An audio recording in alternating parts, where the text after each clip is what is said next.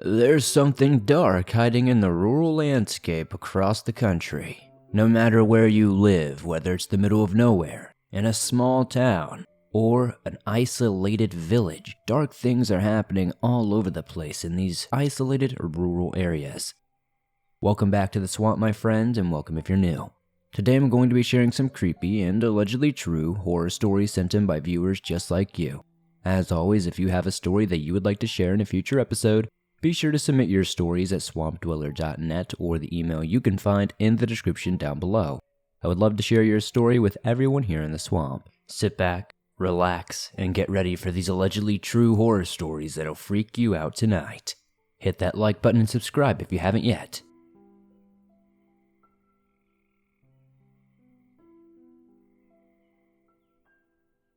My name is Shaquille. I'm a 37-year-old Uber driver living in Lucknow, India. I've been driving a cab since I was 29 years old and knew my way around the city. I usually went during the day shifts, but very recently, and for reasons unknown, I was appointed to the night shift for the first time in the company. I didn't mind it. Everything seemingly was normal during the first 3 weeks of the night shift. The week after then changed my perception on the supernatural forever. You see, I was never of the imaginative or superstitious kind, but this incident made me question absolutely everything. Just a few days ago, I was driving through a rural area to pick up a customer. It was 2:37 a.m. and not a single person was in sight. Standing by the side of the forest path was a woman waving her arms in panic. She was wearing an Indian traditional suit.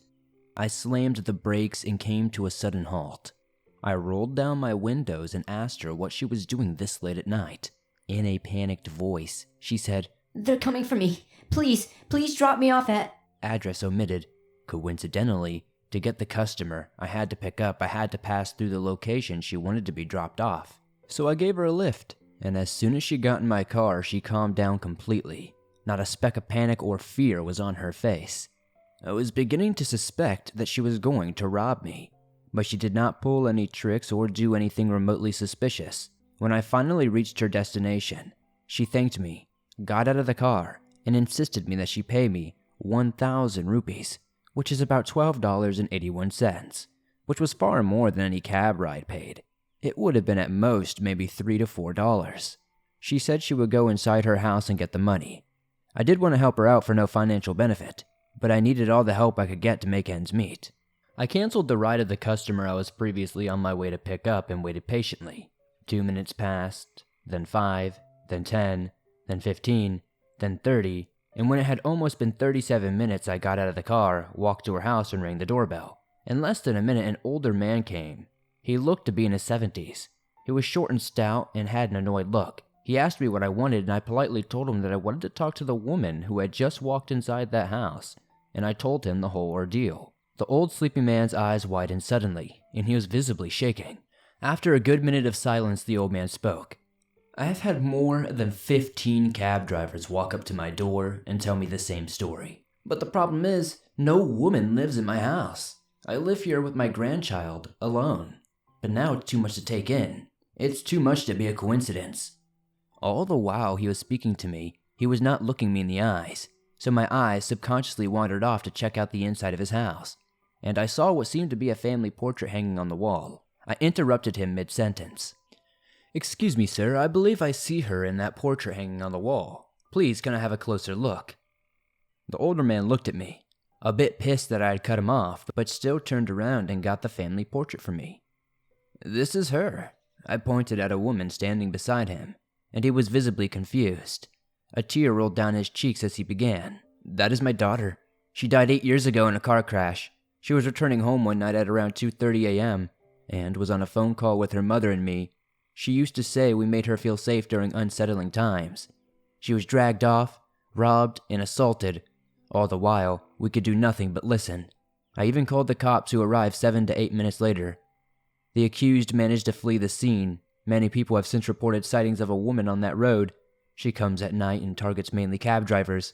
If they refuse to help her, she starts running after their cars at inhuman speed, screeching, causing them to crash. I always thought this woman's story was an urban legend, but now I realize it is her. It is my dear child. With this, he broke down in tears, and I stood there too shocked to interpret whatever had just happened. I bid him a goodbye and went to sit in my car, still contemplating what I had just heard. Maybe this was all made up to scare me as an excuse to not pay me, but the whole scenario with someone being out there at 2:30 a.m. was also weird. I drove to a more populated part of the city and just let everything sink in when I noticed a woman's head quickly peeked and disappeared through one of the bushes in my peripheral vision. I didn't know if it was real or just my paranoid mind playing tricks on me. The following day, I set out once again to investigate what was happening. I knocked on the older man's door with no response. I then rang the doorbell and again no response. As I walked back to my car door, the door flung open, but no one was in sight. It was 9 a.m. and I decided to step inside. I noticed that this building seemed like a house just yesterday but was now completely in ruins with spiders and lizards crawling around. I saw the photo of a girl lying on the floor, and unlike the impulsive horror movie protagonist, I got out of there and probably never worked a night shift again.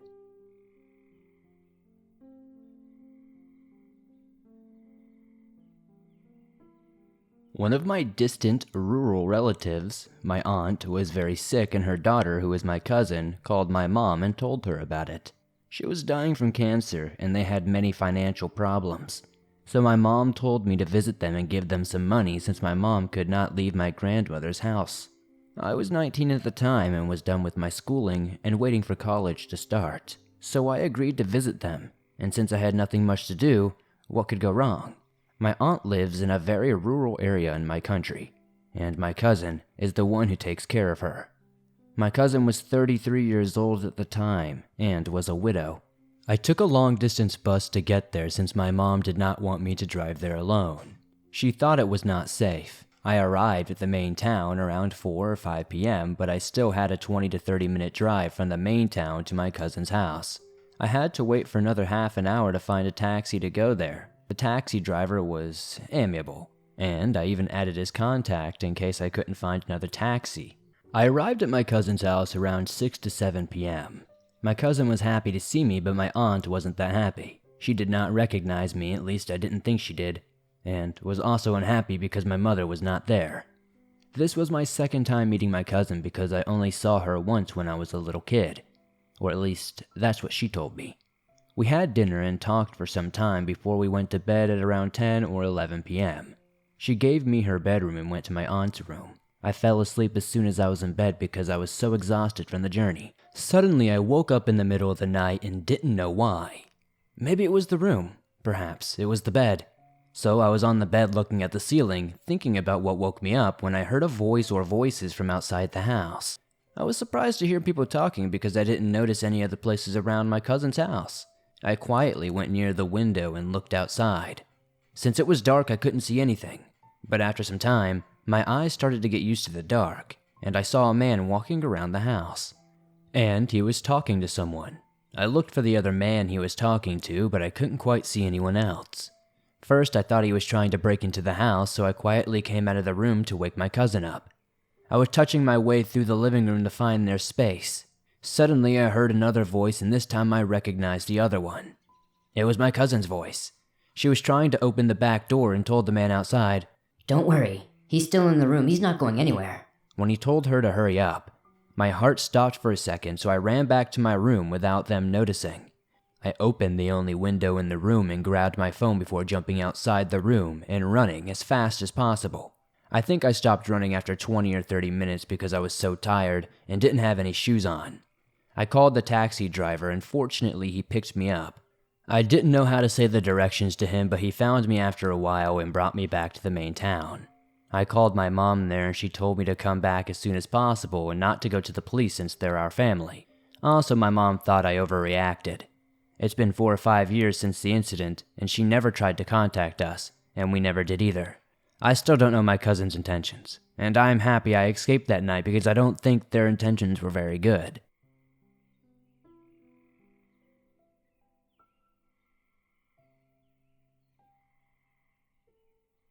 I always worked the late night shifts for my pizza delivery job. I lived in the mountains in upstate Pennsylvania when I was working there. It's a very rural area. Most of my drives were on roads in the center of trees and woods. The scenery was one of the main reasons I enjoyed my job. I was delivering a pizza one night, taking a shortcut through some back roads. I knew the GPS didn't know when I saw someone jump in front of my car. The loud thump confirmed that I had indeed hit whoever it was. My heart pounded and I was in absolute shock. I just hit someone with my car. I immediately got out to see if they were okay. It was a man wearing all black lying motionless by the passenger tire. He had a vast birthmark scar thing above his right eye. I had no idea what to do. I was freaking out. What was this guy doing in the middle of the road, in the middle of nowhere, in the middle of the night, jumping out in front of me? But things got weirder from here. I ran back to my car to grab my phone and call the police. When I went back, the man was gone. What the hell? I said to myself. Something was not right here. Was I going crazy? Or was I hallucinating? My heart was racing as I drove off. I still delivered the pizza and then returned to the shop. When I walked in, my boss saw the messy look on my face and he asked me what was wrong. I was about to tell him when I noticed the TV behind him. It was a news report about a man killing his wife and 2 kids. He had escaped police custody and was at large. They showed a picture of the man. My jaw dropped. The image was of a middle-aged man, tall, white, with greasy hair. Over his right eye was a massive scar, just like the scar from the guy I hit. I called the police and explained what had happened. I told them what road and when I hit him. They sent 2 units out to the location, and later that night the police informed me they had caught the man and had him in custody. They found him limping and hiding in the woods about a half-mile down the road. The officer informed me that I had helped capture a very dangerous and top-priority criminal in our county by hitting him with my car. I was even given an award for public duty. When I think back on this story, it was quickly one of my life's most insane and terrifying experiences.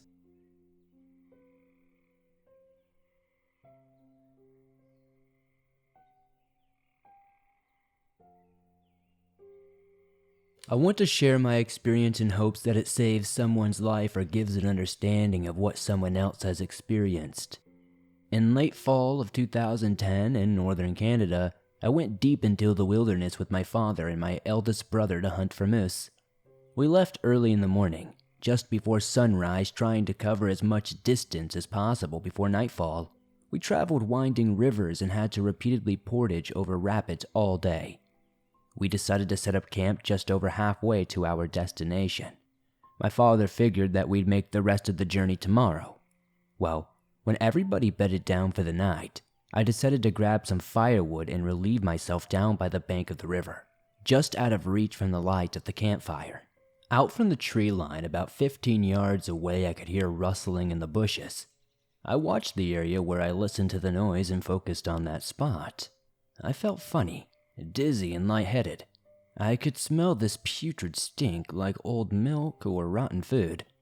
Then I saw the trees morph and move ever so slightly and begin to take the shape of a head with slight facial features. My eyes began to adjust to the darkness, and along the tree line I could hear this voice coming from there.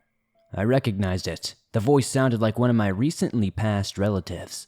The face took the shape of my relative. "Hello," they said.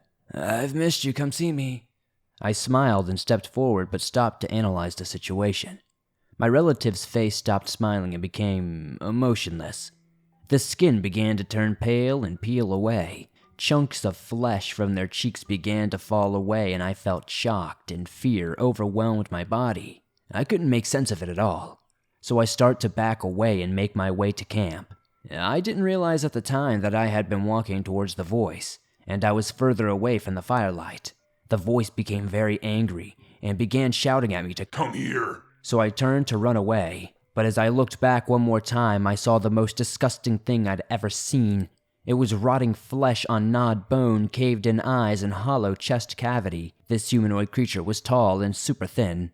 I ran as fast as I could, trying to yell for help, but the fear had made my voice quiet and raspy. I ran along the riverbank and I could hear the heavy breaths and the stomping feet of this thing right behind me. I made it onto the top of the riverbank, but it grabbed a hold of my leg as I jumped. I gripped and tore at the grass, trying to lift myself, and yelled as loud as possible. Then finally my voice came back and I cried, "Someone has my leg!" My brother woke up and ran over to where I was. Then he pulled me up and took me over to the fire. I was terrified, trying to explain what I saw, but it was impossible. without sounding absolutely nuts. I was trying to convince them that I wasn't seeing things, but my brother nodded his head and said, "I saw it too. I know." That solidified it. He acknowledged that it was real. We stayed up all night after that, and rifles were loaded and close by the entire time. We packed up when the sun was coming up and went back home. We have not shared that story with anyone out of fear of being labeled as crazy or liars. I have had nightmares and I could not sleep for months afterward. I could see things in the dark, looking into my window, or hear whispers when I was walking home at night. Eventually, I saw this figure daily. I went to a medicine man, but I learned that only certain ceremonies would temporarily relieve it. Friends have given me everything from protection pouches to certain crystals. I found out there's a strong possibility that I encountered a Wendigo.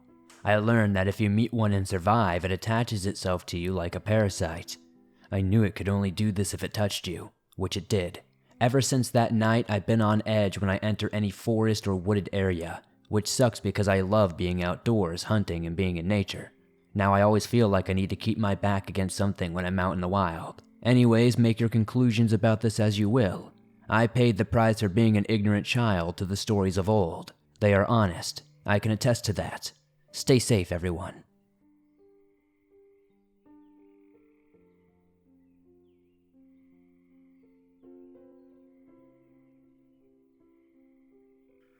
This experience happened when my wife and I stayed in Banff National Park for a week in September last year.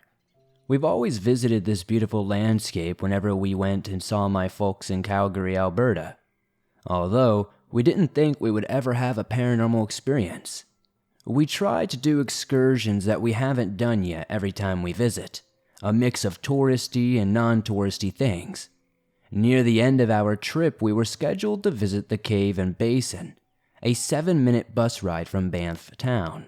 We decided to go upon opening so that we could avoid the crowds and have lots of time to do other things on our list that day.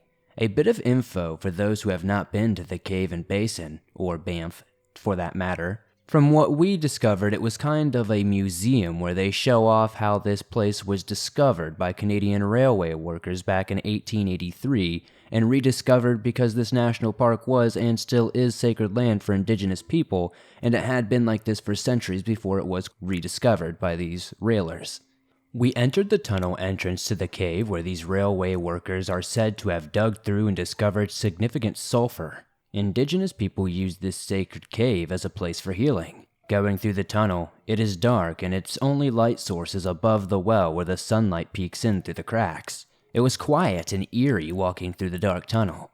I could hear whispers even though we were the only ones in there. Then something told my wife to not look into the water in the well. She said after that she may have not liked it if she had looked down there. We didn't stay too long in the cave as it started feeling claustrophobic and the sulfur smell was unbearable. My wife told me what she felt when we came out of it. I told her I did not see anything and investigated the well myself. Little did I know then this creepy experience wouldn't end here. Next, we continued the tour and made our way to the top of the building, where a bridge connects to the museum to the forest of Sulphur Mountain. As we crossed over, we saw a small cabin that served as lodging for the railway workers back in the day. We were right above the cave that we were just in about a half an hour ago. The cabin was surrounded by large forests ascending the mountain, and right then, my wife was reading information about this cabin. I felt a dreadful feeling. I'm familiar with a feeling when there's a spirit or entity in the midst. It also felt like several people were watching over us, even if it was just us up there. As I looked left to right, my eyes were drawn to tall trees at the far back, and there I saw a dark entity so massive and tall that it stood just as tall as the tree beside it. Though I could not see its face, I knew it was staring at us, as if guarding the area. It did not feel like a ghost, but a spirit entity that felt so old, maybe as old as the forest itself. I thought that we weren't welcome here anymore. I then motioned to my wife that we had to cut our time here and left with haste. Only after we left the grounds did I tell my wife what we saw, and only after we got out of the area did I feel like a weight was lifted from my shoulders. Seeing an entity like that was understandable, knowing how sacred that place was for Indigenous people. So whenever you get the chance to visit Banff or these other national parks, learn the history, respect the land, its people, and the unseen guards.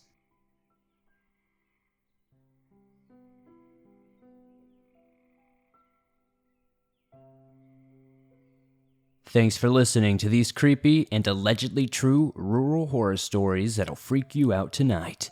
If you enjoyed these stories, please be sure to hit that like button as it helps me out a ton.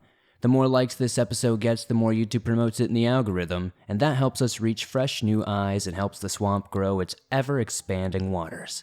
If you're new to the swamp, why not join us? Be sure to hit that subscribe button and turn on notifications to never miss a new upload, as I upload them nearly every single day on all things natural and supernatural.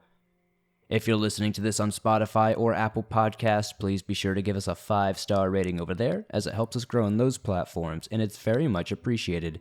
If you have a story that you would like to share in a future episode, be sure to submit it at swampdweller.net or the email you can find in the description down below. I would love to share your story with everyone here in the swamp. I'm always looking for fresh, new, scary experiences to read. If you're on the go and don't have YouTube Premium, but still want to download your favorite Swamp Dweller scary stories no matter where you are, you can download them absolutely free from Spotify, Apple Podcasts, Stitcher Radio, iHeartRadio, and just about everywhere else you find your favorite podcast online. It's absolutely free and always will be. If you'd like to support the swamp outside of that, maybe check out the merch store. I've got t-shirts, hoodies, and more. I'd love to see you guys wearing some cool swamp threads, and I've got new designs coming very soon. Come join me on Instagram, Facebook, and Twitter, and I'll see you all soon with another creepy video. Generally, YouTubers are seen as fun-loving entertainers with a passion for a specific niche in content. Many look up to these entertainers as inspirational role models. But what if I told you that even a fun-loving place like YouTube has a dark side? What if I told you that even the most family-friendly, light-hearted YouTubers potentially have a dark secret? Welcome to the dark side of YouTube. I am your host, Autumn Ivy, and with this series, my team and I will be taking the deepest dives into the darkest and most disturbing corners of YouTube. These are the stories YouTube doesn't want you to know about. From the creators of the dark side of gaming and the Dark Swamp horror stories, you won't want to miss a single minute of the dark side of YouTube.